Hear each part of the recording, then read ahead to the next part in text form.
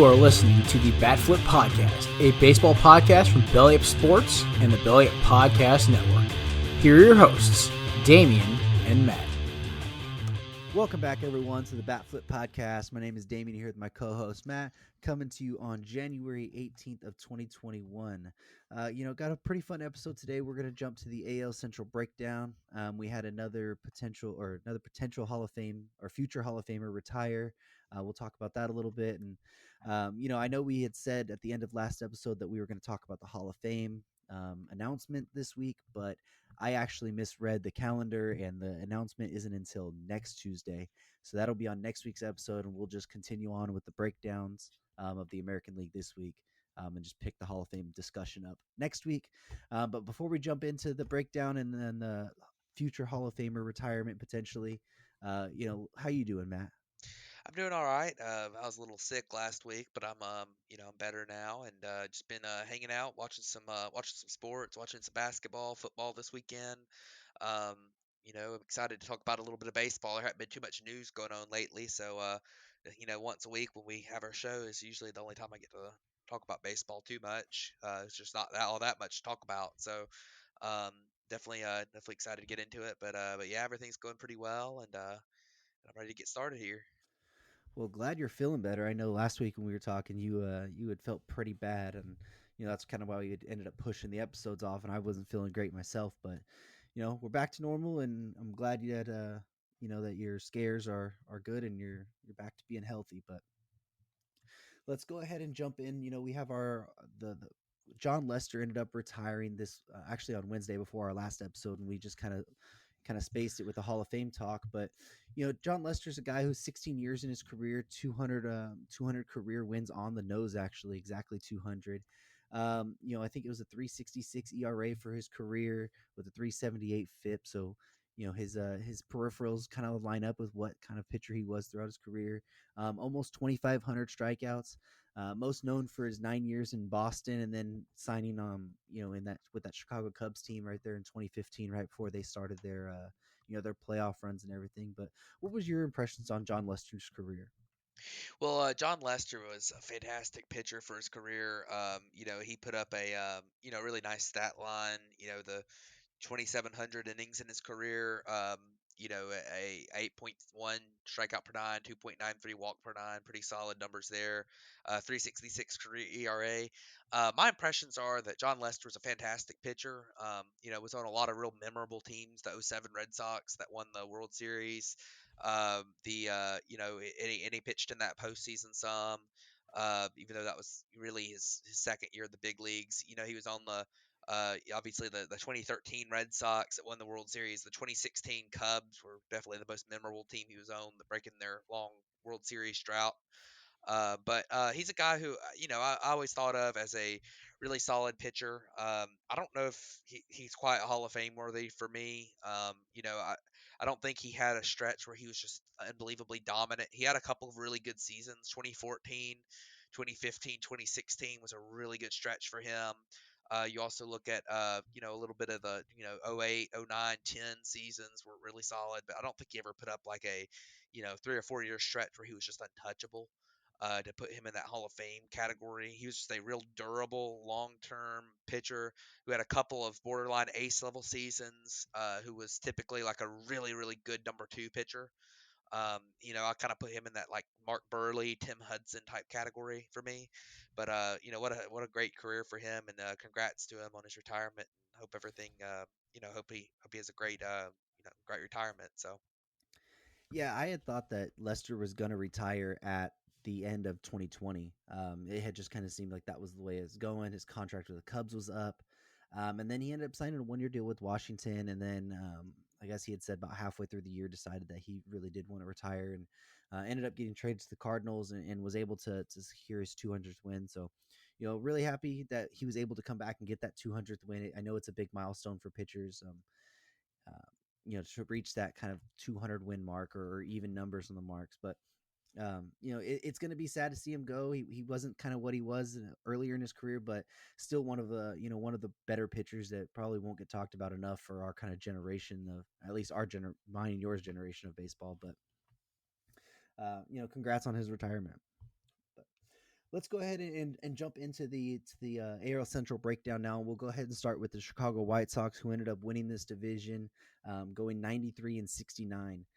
You look at kind of what they lost so far the offseason. They've lost Cesar Hernandez, Carlos Rodon, and bullpen arm Ryan Tepera. The ads, they ended up bringing Larry Garcia back after letting him go earlier in the year, and then signing Kendall Graveman for the bullpen. Yeah, so the White Sox last year obviously won the division, lost 3-1 in the ALDS.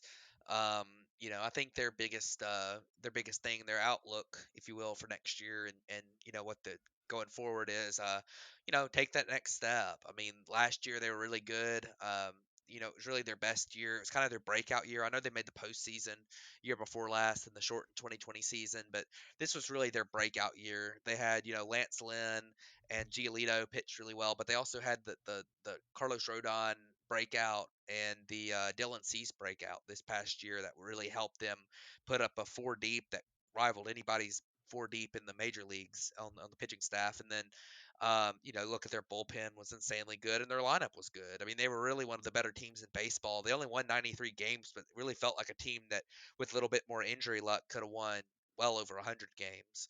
So, they did lose Rodon. We'll see if, what happens there if they bring him back. He was oft injured, so he might end up not getting the contract that he wants from the White Sox. But you look at this lineup: Tim Anderson, Yoel Moncada, Jose Abreu, Yasmani Grandal, Luis Robert, Eloy Jimenez. I mean, that's like six guys that are all potential All Stars next year. And even their kind of depth pieces like Adam Engel, Gavin Sheets are good. Andrew Vaughn's got a lot of potential. Yuri Garcia was good last year. Um, and that's not to mention some of their prospects. Then obviously with through their bullpen and their rotation, I mean they're still their rotation still got a really good three deep at the top of it. And then, you look at their bullpen, they still got Liam Hendricks and Craig Kimbrell and Aaron Bummer right there, along with Kendall Graveman and Garrett Crochet. I mean, this team is just stacked with talent. And we'll see if they can put it together. They could probably use a little bit more help in their bench, maybe like a corner outfielder that platoons a little bit with like an Adam Engel.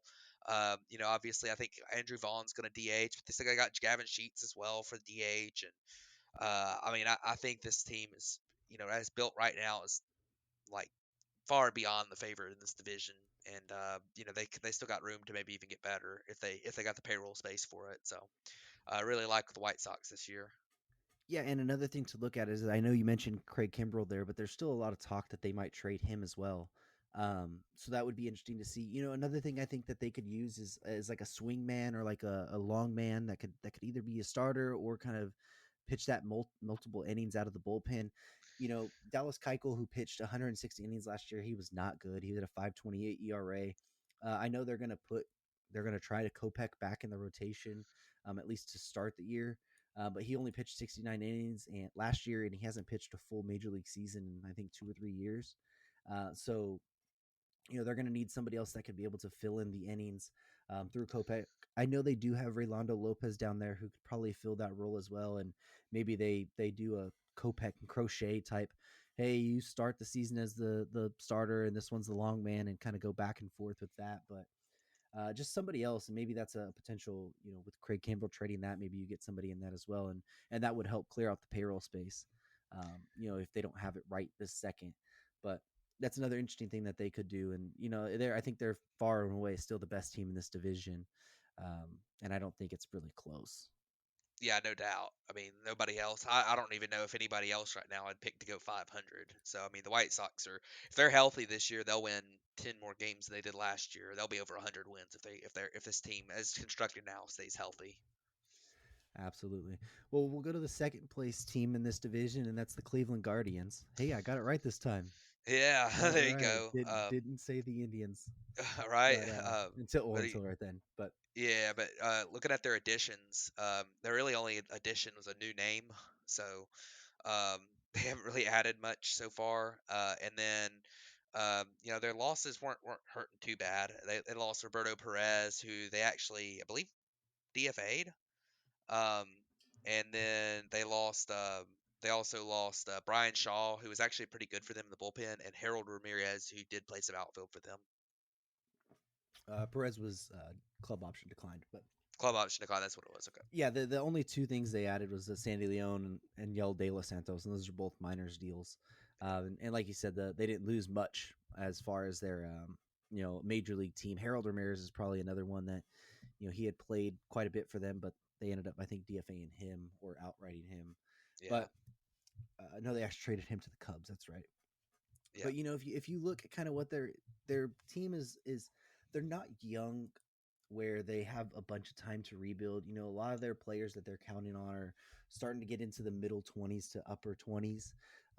Miles Straw, who they traded for last year, is 27. Ahmed Rosario's 26. Fran Mills 26. Um, and then Jose Ramirez, who their star, he's about to turn 30 this year. So if they're not getting ready to compete this year, which it doesn't look like it is, it seems like they're wanting to reset.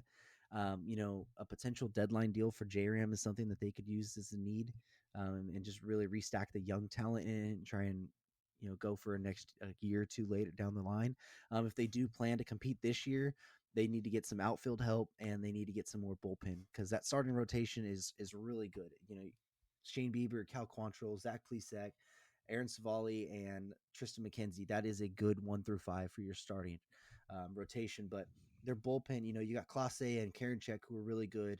But then, their third best reliever last year was Anthony Gose, who is a converted outfielder he was really good, but for only 6 and 2/3 innings. So outside of that, they need some bullpen help and outfield if they want to compete this year. And if that's not the case, then look to dealing Jose Ramirez as soon as you can for as much value as you can. Yeah. So the Guardians are an interesting team for me because it feels like if they were willing to spend a little bit of money, they could still be really good. I mean, they've got a really good pitching rotation, like you said. That's kind of their strength of their team. I'm not a huge Kyle Quantrill believer, but Shane Bieber is one of the best pitchers in the game. Zach Plesac, Aaron Savali have both shown the ability to be really solid mid-rotation guys, and then Tristan McKenzie has a lot of potential to continue to grow and become a pretty solid mid-rotation guy. Cal Quantrill could be that too. I'm not saying he can't. I'm just not quite as big of a believer as I am with those other guys, but you look at their bullpen; they've got a really good start to their bullpen. Emmanuel Clase is one of the best relievers in the game. Um, James Karinchak was overused a little bit, but he's still really good. Yeah, I think the sticky stuff thing might have hurt him just a tiny bit, but he'll adjust. He's going to be solid. Walked a few too many guys last year. Walks are real volatile for relievers. He'll be fine. Um, but like we talked about that team, especially in the outfield, just got to get better. I mean, Miles Straw was a pretty interesting acquisition from Houston last year. I think he could potentially play a good role for a good team, but I mean, right now you're looking at left fielder being Stephen Kwan, who is their number 47 prospect in their opening day left fielder right now. You're looking at Bradley Zimmer playing right field for them. I mean that now one thing that they are missing is they're missing Josh Naylor, who they got in a big trade for Clevenger a couple years ago, who showed a little bit of promise, but he was lost last year to ankle surgery. So he'll probably factor in at some point, but um, they if they spent a little bit of money on a couple corner outfielders, the lineup could be serviceable. I don't especially love Bobby Bradley at first base. I don't think he's all that good, but Framil Reyes, Jose Ramirez are both really solid players. Ramirez being one of the best players in the game. You got Amid Rosario, who's a pretty solid shortstop. Not great, but he's serviceable. He's an everyday player. Um, they could probably use a little bit more help at the plate at catcher, but Austin Hedges is a really good defensive catcher. Andres Jimenez might take a step forward. I mean, there's some pieces to like with this team, but I mean, like you said, they just got to get better on the offensive side, and it wouldn't take all that much for them to get better and to be in contention for at least a wild card spot. I just don't think they're going to do it because they don't want to spend money. So really disappointing that they've decided that that's going to be their choice to not spend any money. They also do have some pretty good prospects that could factor in a little bit this year too.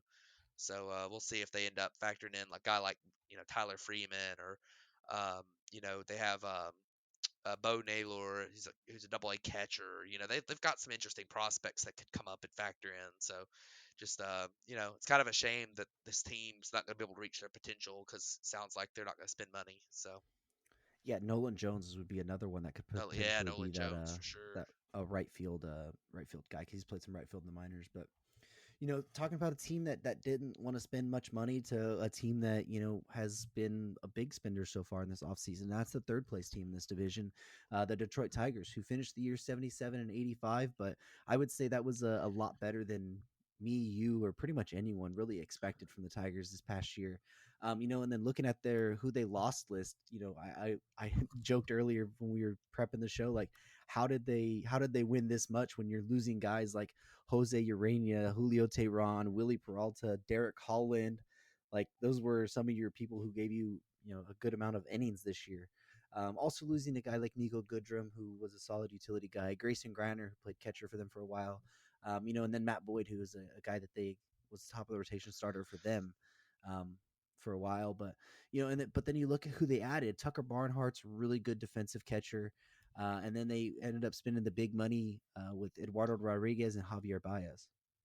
Yeah, so the Tigers are a team that I'm a little bit conflicted on because I think they've got some good pieces, but there's some things that really need to go right here. Stuff like, Javi Baez, that's got to go right. I mean, he had some good moments last year when after he got traded to the Mets to where like his plate discipline improved some after the trade, and if that trend continues, then I really think Javi Baez could be an underrated addition in baseball this year. Because defensively, he's fantastic. At the plate, he's good.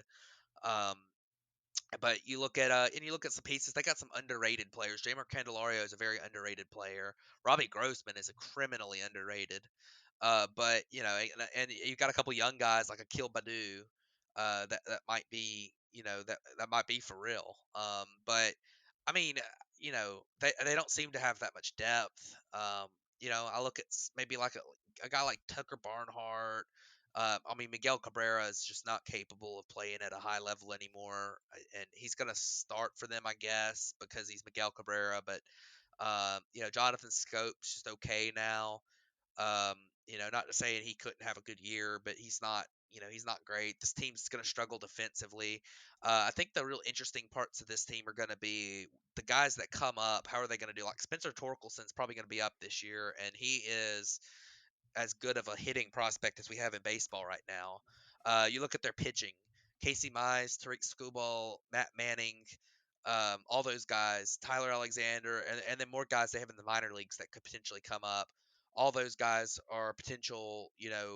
How are they going to grow next year? Is Casey Mize going to take another step? He looked a lot better last year than he had in the past. Matt Manning, Tyreek Skubal, they showed a lot of potential. They're great prospects. How are they going to take the step forward? And then their bullpen actually doesn't look that bad. Michael Fulmer really came back into his own in the bullpen. You got Gregory Soto, who had a good year, was an All Star last year.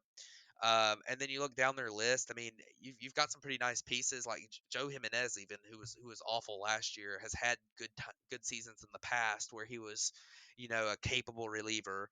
You got a guy like Alex Lange, who was a first round draft pick that is now in the bullpen. So you got some really interesting pieces.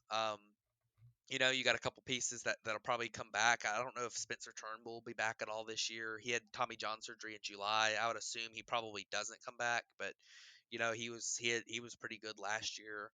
Um, and then it's just one of those things where I think a lot of it's going to depend on how these young guys grow and how they develop into being big time players. And I also think the Tigers aren't done spending yet. So I think my outlook for them is really, can they get into contention this year? Because they really need more bats. They could probably use one more experienced pitcher. I don't know how that Tyler Alexander experiment's going to go. I don't know if you can rely on three young guys to all, take us another step forward in the same year. Eduardo Rodriguez was a really nice signing, but I don't know how he would do as an ace um, on a contending team. So maybe they can take that next step if they add just a few more pieces. So it'll be interesting to see what they do, after the lockout ends. Yeah, another guy that I'm really interested to see if he'll come up this year. I don't know if he will, but that's Riley Green. He's a 21-year-old prospect they have. Tremendous potential. He reached AAA last year. So I'm not sure if they would bring him up this year, but he's a guy who, if they were, he's going to be a boomer bust type guy, but he's somebody I'm really interested to see what he can do. He definitely can't be much worse than what Victor Reyes was giving them for production in center field, anyways. So, but like you said, I'm not convinced that they're done spending either. Usually when the Tigers get aggressive, they get really aggressive, and they've already signed Eduardo Rodriguez and Javi Baez. I wouldn't be surprised if you told me that they were going to go out and sign any of the other remaining free agents, maybe outside of Freddie Freeman, because they already have an old first baseman that they don't need to pay another, first baseman that's getting ready to enter his mid 30s. But I wouldn't be surprised if they signed anybody else, pretty much. So it's going to be really interesting to see if those guys can take the next step from that pitching staff. Matt Manning wasn't good last year. Skubal was better, but I think he needs to take that next step. And then what's Alexander going to give you? He gave you a 381 ERA and 106 innings. Is he going to be able to take the jump to 150 innings or more this year? That's going to be interesting. And then that lineup, if Torkelson comes up, they just need a lot to go right. With some of their players Yeah. like Scope and they would need Miggy to just give them anything more than he can, because a 316 on base and a 386 slugging for a guy like Miguel Cabrera is just not gonna really cut it right now. Yeah, and one other thing that's a really underrated facet of the game right now that this team doesn't have is defense.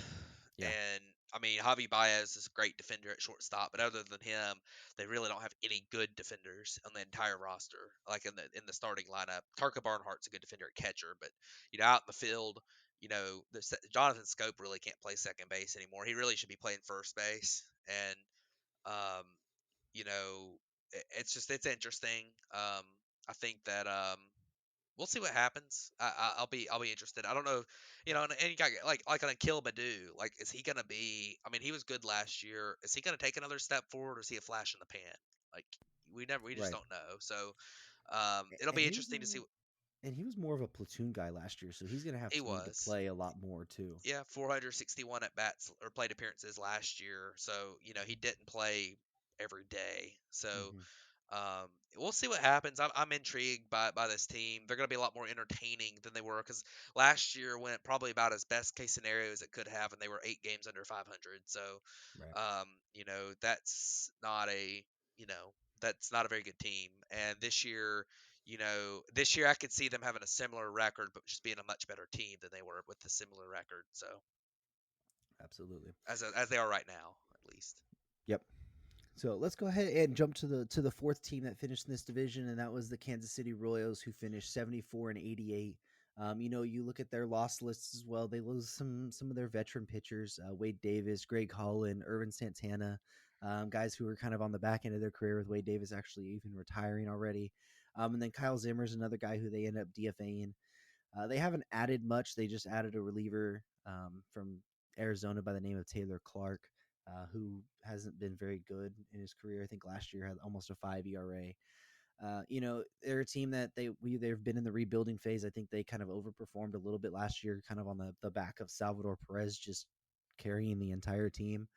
And then if you look, at least from my end, if you look at their needs, they need some health. If they can get, a guy like Alberto Mondesi to play a whole year, if they can get a guy, if Salvi can stay healthy, if Whit Merrifield, which is a guy I think they should probably trade, but I think they might have even passed the point where Yeah, they could they're trade him past for that. a good amount. And then young pitching development. They have some good pitching. Brad Keller, Brady Singer, Bubic, Carlos Hernandez. They can be good, but they all need to take a good step. I mean, none of them had at least minus Hernandez. Hernandez had a 368 ERA in 85 innings, but the other guys all pitched over 130 innings, and none of them had an ERA below 4.4. And you're not going to expect Mike Minor to give you much else, but they need that young pitching to take a step forward, and then just some health to see what you got in a guy like Alberto Mondesi, if he could stay healthy, because I think he could be really good. He just can never stay on the field. Yeah, I agree. I think that development of some of these players is going to be big for them. You look at, this is a weird team because they've got some guys who are aging, and they've got some guys who are, um, they got some guys who are young and need development. Like Whit Merrifield. He's been a great player for them for a while, but he's 33 and he's a contact batter. That his primary thing is contact and stealing bases. That doesn't typically age all that well. So how's that going to work out? Nicky Lopez had a great year last year. We'll see if he ends up being able to do that again. But I mean, Salvador Perez, I think it's been chronicled. um, he hits all those home runs. He really can't catch for worth anything now, but hit a lot of home runs. He might even have him as like a DH at some point. He's been so good at the plate the last year or two. Um, that they've got some pieces there. Andrew Benintendi's a pretty nice piece. He's still not old. He's got another year left there. Um, you look at some of these guys. Like you said, Mondesi, Hunter Dozier, a couple guys who could continue to grow a little bit. Mondesi really needs to. He could be really, really, really good if he could cut down on them strikeouts just a little bit and stay healthy. That's a big deal too. You look at obviously, Bobby Witt Jr. is going to be a big piece for them. How's he going to do coming up, playing in the big leagues this year? I don't know if he'll be there opening day, but he'll be there early. Part of that probably depends on honestly on what happens with the CBA, but whether he's up opening day or 2 weeks from opening day. But it'll be interesting to see what happens there. They got some nice pieces. I like the top end of their bullpen. Their bullpen's really a little bit deeper than I thought they were, but the top end of that bullpen is great. Scott Barlow is fantastic. Stallmont could cut down on them walks just a little bit, but he's really good too. They've got some really nice pieces there. The big thing for me is just that rotation is bad. I mean, Mike Minor at age 34 as your ace is not good. Brad Keller's just a back end of the rotation arm for that's what he's gonna be for his career. Brady Singer has some potential. I think Chris Bubik has some potential. Um, I don't know about Carlos Hernandez, but he could end up being okay, I guess. Um, he was brought in. He was brought up last year and did pretty decent, 85 innings. But this is a team that just doesn't it feels like they have to make a lot of acquisitions to move the bar, especially on the pitching staff and really some of the depth of their lineup. But it feels like they're going to repeat what they did last year. Honestly, I mean, without making a bunch of additions, they're a little bit in the same boat of the Guardians, as in if they were to spend a lot of money, they could probably improve this team well enough to be a wild card contender. But as of right now, they're just not good enough. I mean, and there's enough pieces out there that they're probably not even like a 500 level team right now. So definitely Royals definitely need to make a lot of improvements, but it feels like they could be a year or two away, maybe if they are able to really, if they're able to really make some improvements to their roster in the next year or two, through free agency and trades. So Yeah, a big thing for that's going to be what does the young pitching do? Because if you have 3 or 4 really good young pitchers, and they have a couple other prospects in Daniel yeah, Lynch and Jackson Kowar who and don't weren't forget, good when they came up this year, but and Asa Lacy too. yeah, I was I gonna mean, I say don't can't. forget Asa Lacy. He's He gonna be he really should good when he he gets he up. might even be up this year as well. I don't know. I mean, he's 22, about to turn 23, but He's he a hasn't pitched college above guy. high A. So he probably won't be up this year, but within the next year or two, if you have 4 really good potential young starters, that's a place that other people will want to go to because they could see the potential in it. So they just need to see that those starters take that next step, and then see if what you have in Bobby Witt, if he can get up there, if Mondesi can stay healthy, see what you've got in him. Nicky Lopez, Kyle Isbell was really good last year as well. And then if you're able to resign a guy like Andrew Benintendi. So, the Royals, they are a couple years away, but they need to show some improvement so that when that spending spree does come for them, or they look to make those key additions, that it's a place that people want to go to. So, but let's move on to the team that finished last in this division. And that's the Minnesota Twins, who finished 73 and 89, 20 games back of this division. You look at their loss list, they lose Alex Colomé, who is a bullpen arm for them, and Drelton Simmons, Mike Pineda, who's a starter that they looked to potentially move at the deadline, didn't end up doing that. And then Williams Astudillo. And then who they've added so far, they've added Jake Faria and Dylan Bundy. Yeah, so the Twins were they're a little bit of an enigma. Last year they were pretty good offensively, and their team to me looks like it could potentially repeat that. Right now, I mean, last year you look at their offensive value. Um, you know, when calculating WAR, they were positive on their offensive value, and they were ninth in the big leagues. If you look at just raw like numbers of runs scored, they were 15th, so they were a top half team in the big leagues in scoring runs.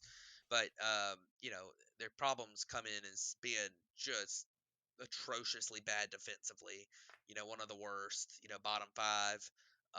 You look at them, and that can be put through like look at the players. I mean, Jorge Polanco was playing short most of the year because Simmons was hurt and out, and Jorge Polanco is just not very good at short. Josh Donaldson not good at third anymore. He was fantastic defensively. He's no longer a great defender, even though he can still put it up at the plate.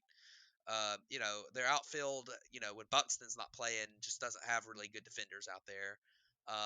So I mean, this team was they were better than their record last year, I think. But they never really got it going. They struggled defensively. Um, they have some aging players. They have some holes in their lineup. They really need, improvements from, Alex Kirilloff.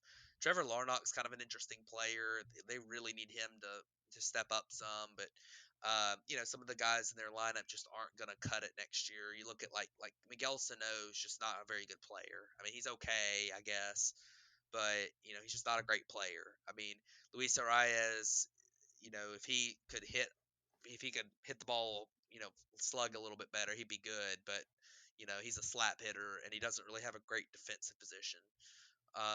Byron Buxton staying healthy and just general health would be great for this team because Buxton was out a lot. Josh Donaldson played a lot last year, but he was still 543 plate appearances, missed, roughly 30 games, dealt with some off and on injuries. Mitch Garver didn't play a lot last year, missed a lot of the season. So that definitely hasn't helped them. But I mean, I think you look at the big issue for them is their pitching. I mean, their pitching is, I mean, it's rough. And really, they lost Kenta Maeda to Tommy John surgery. He won't be pitching this year. So, I mean, their ace coming into the year is Dylan Bundy, who had a 6 ERA and was one of the worst pitchers in baseball last year.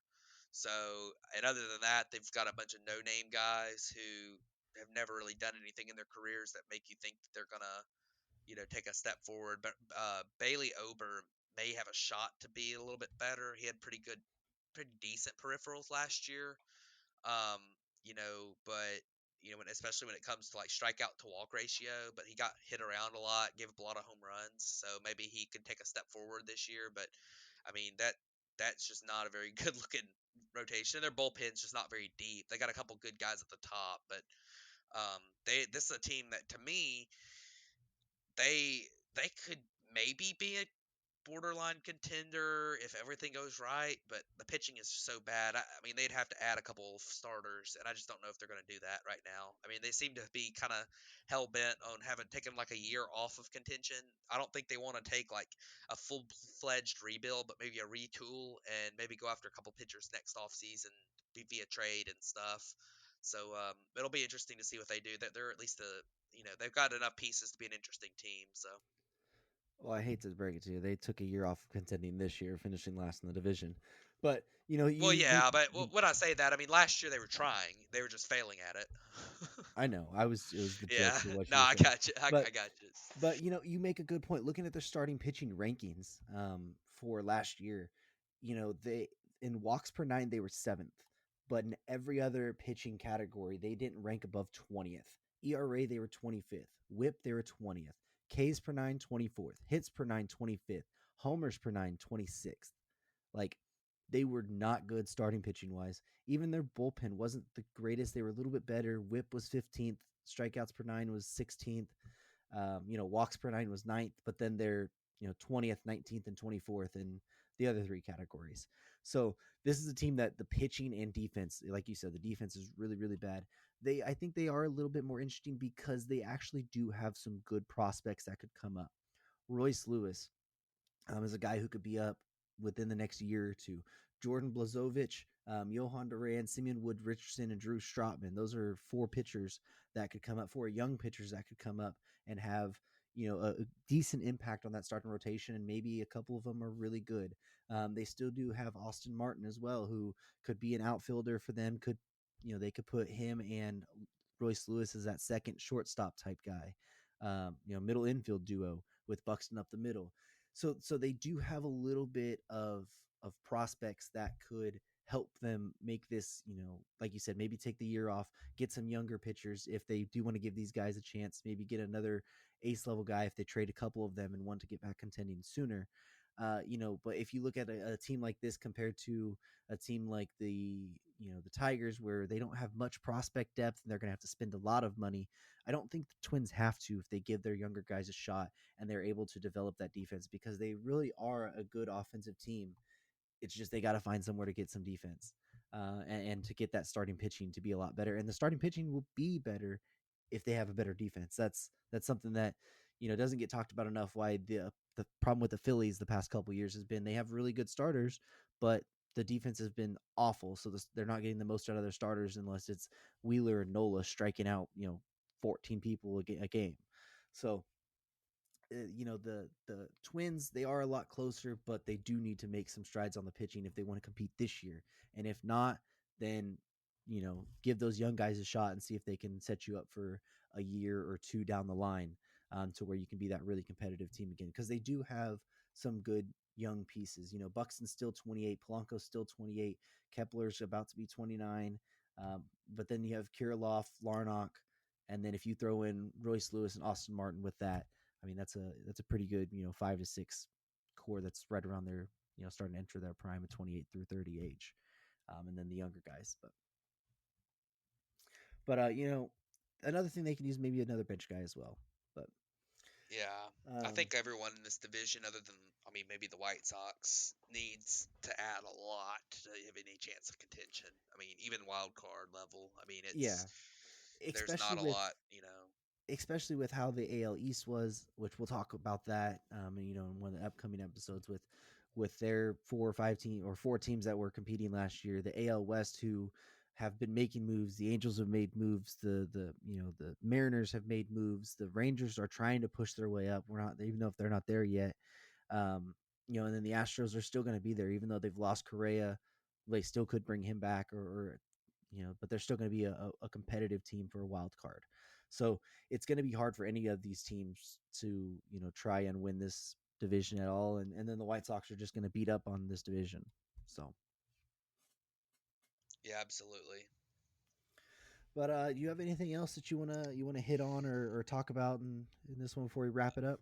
And not an awful lot. Obviously we talk about the Hall of Fame next week. There'll be some really excited people, some really disappointed people with that. We talked about that last week, so if you want to go back to listen to our episode last week, we had a lot of thoughts on that. And I think next week we'll probably talk a lot about the Hall of Fame. And I thought an interesting idea might be to potentially talk about some players who are currently playing that we think will end up making the Hall of Fame. So, we talked about Jon Lester earlier, and we it seems like we kind of agree, but maybe Damien thinks he has a shot. I don't know. We'll see. That'll be interesting to look at next week. We talk about a little bit of the collective bargaining going on right now between Major League Baseball and the players. I think we talked about it some last week, but they did have a meeting, and it didn't seem to go awfully far. So that's kind of the update on that. Even though there's not a lot going on there. Like they need to start getting some deadline set, start looking at, hey, we need to have this done by, hopefully by middle of February when spring training would start, but that's starting to look pretty unlikely at this point. That needs some movement bad in the next week or two because every week we go by without getting a major update on it is not a good sign. So we definitely are starting to look at losing game time, at least spring training time from that right now. So definitely some interesting stuff going on. Things are slow right now, but obviously as we've discussed, there's a lot open in that free agent market, and all these teams we talked about with our outlook today could improve. I mean, any of them could, they could go out in that free agent market once the lockout ends. And I mean, there's several really, really good players out there. I mean, you never know who might be going where. So it'll be very interesting to see. I'll be entertained by by that. It'll be a quick rush toward the regular season. So we're getting close. Hopefully to getting hopefully getting back to baseball. If you just look at days, I've been seeing stuff that we're 30 days from spring trainings, pitchers and catchers reporting 35 days. I don't know the exact date, but we're getting close as long as Major League Baseball and the Players Association can handle their business. So hopefully that happens, but we'll see, and we'll keep moving along through our through our breakdowns here, and probably not next week because of the Hall of Fame stuff, but maybe in next week or in a couple weeks. So definitely thanks for being here and tuning in to us, and we'll talk to y'all. We'll be breaking this stuff down till the season starts. So. Yeah, and these breakdowns are even a good way for us to remember what's happened. I think earlier we were even looking like, oh, I forgot this player went here or this move happened. So, it's a good refresher for everyone. And like you said, hopefully we get some more CBA news because it's just about a month. Usually pitchers and catchers are somewhere around the 13th to the 18th of February start reporting. So we're just about that date. It doesn't look like that's going to happen on time, just with the pace of the negotiations and them negotiating for a couple hours and taking a week and a half off. So, excuse me. But hopefully we get some more news of that. We'll have the Hall of Fame next week, and then plenty of time to continue these division breakdowns. And hopefully we have some breaking news in the middle of that once we get this lockout ending, because it's going to be a fast and furious pace. I feel like once the lockouts ended, I'm not entirely sure that there's not some excuse me, Jesus, some backdoor negotiations going. So we might get a flurry of moves when the lockout ends. I wouldn't be surprised if that, but it's just or maybe that's just me being a little too hopeful of things during the lockout period. But Yeah, and it sounds like speaking of that, Carlos Correa just signed with Scott Boras, so that'll be an yeah, I interesting saw thing to that. look at. They asked why Um, do you switch in the middle of it, and he's like, I don't want to talk about it. yeah, So, but that is another interesting part of news. Maybe we'll talk about that more. So, but thank you guys for tuning into this episode of the Bat Flip podcast, and we'll catch you guys next week. thanks everybody.